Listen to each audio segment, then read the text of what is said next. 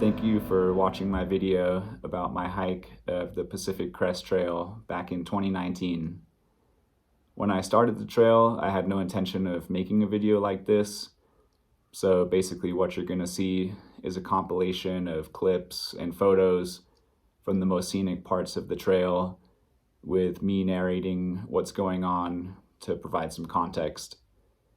And this is a good way for me to share more of the experience with my family and friends, while also creating a consolidated memory of the journey for me to look back on later. It's going to be split up into two parts, so if you make it through the first part and want to see how it all ends, look out for the link for part 2. Otherwise, let's pick it up in the spring of 2019, way down in Southern California, where my girlfriend Deja has just dropped me off at the beginning of the trail. This is where it all begins, the southern terminus of the PCT on the Mexican border, about an hour east of San Diego.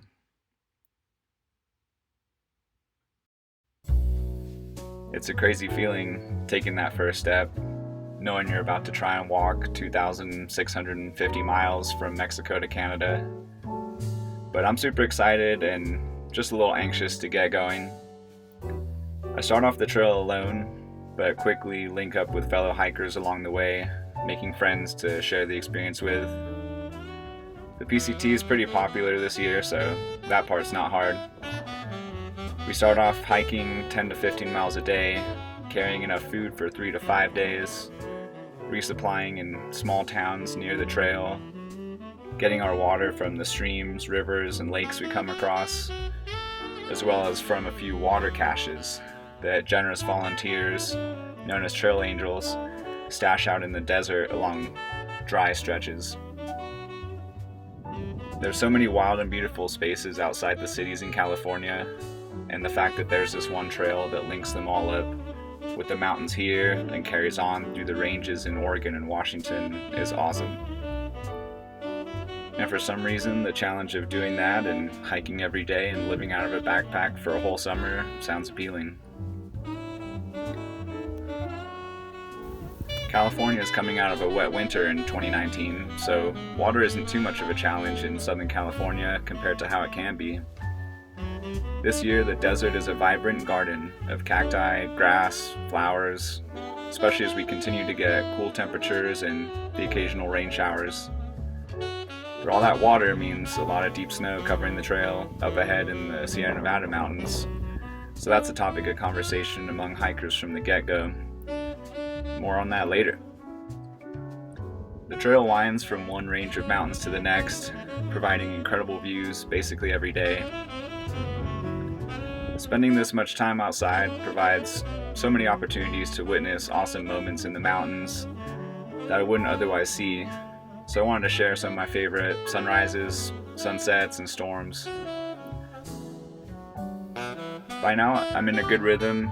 I've gotten to know many of the hikers around me and have embraced life on the trail.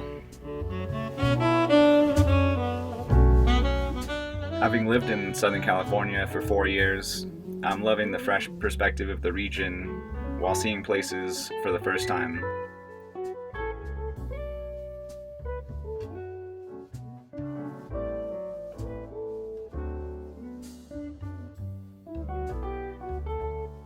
Below the fog lies Riverside County and the concrete jungle of the Inland Empire. Quite a contrast to my vantage point from the trail up on this forested ridgeline above the clouds and the crowds. From Mount San Jacinto, the trail drops down thousands of feet into a hot and sandy valley, where it ducks under Interstate 10 and the railroad near Morongo Casino, before climbing up into the San Bernardino Mountains.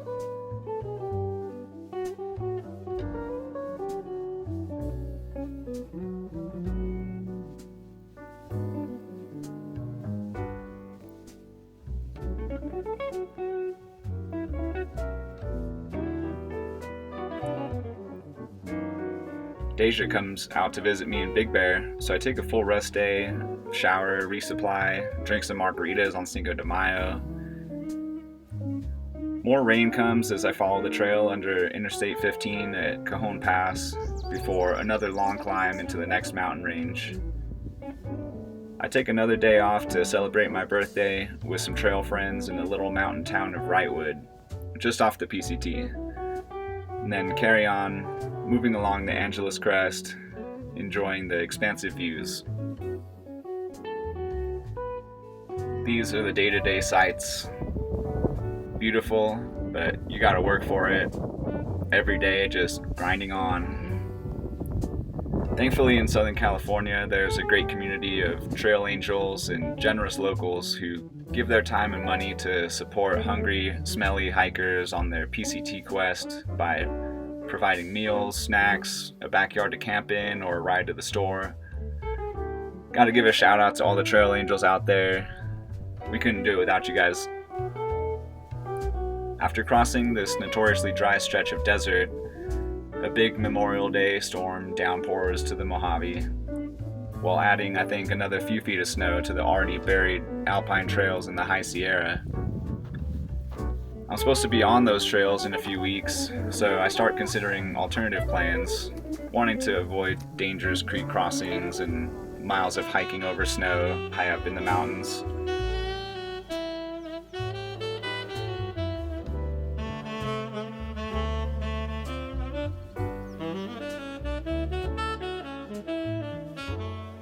At Walker Pass, between Ridgecrest and Lake Isabella, I hop off trail, take a bus, a train, and a car ride up to Yosemite Valley to spend a week with Deja, who lives and works here as an interpretive naturalist, providing educational programs to park guests. I lived and worked here too back in 2015, so it's nice to see some familiar faces and scenery while enjoying some lazy summer days, soaking up the sun, recharging, trying to regain a few pounds that I'd lost from so much hiking. Having spent time exploring the Sierra over the last few years, I'm more anxious to see the trail up north where I haven't been, rather than toiling in unfavorable conditions in the High Sierra.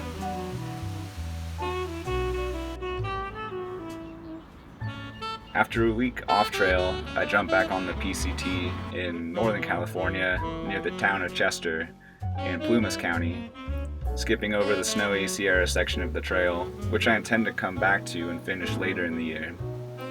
I team up with some new hiker friends, but it's a different scene up here compared to Southern California, where I was surrounded by a larger tribe of fellow PCT hikers.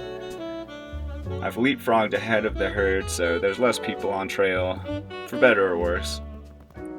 The PCT starts to feel a little more remote too, compared to being so close to the bigger cities down south. The landscape is a little different too, more trees, but of course still beautiful.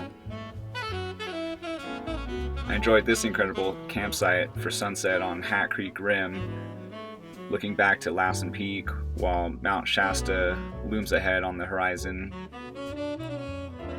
Now that it's getting into summer, it's hotter up here than it was down in the desert. But thankfully there's the oasis of Burney Falls in which to cool off.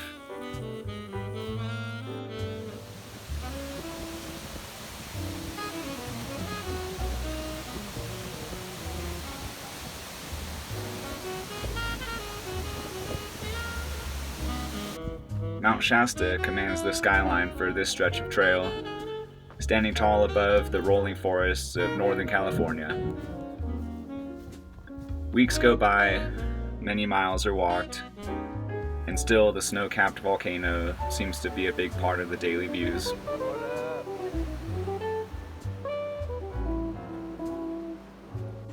After resupplying in the town of Dunsmuir, I split from those that I was hiking with and spent a few days hiking mostly alone. I feel lonely at times, but I also love the solitude of the mountains, where I can connect with nature while going at my own pace. This is when hiking can become a moving meditation, as my mind gets lost, visually absorbing the surroundings, while my body and breath move in unison in a flow state. Hike your own hike. That's what they say out there on the trail. Sometimes you just gotta slow it down, Take the time to appreciate your surroundings, appreciate your life and the comforts back home. And don't forget to stop and smell the wildflowers.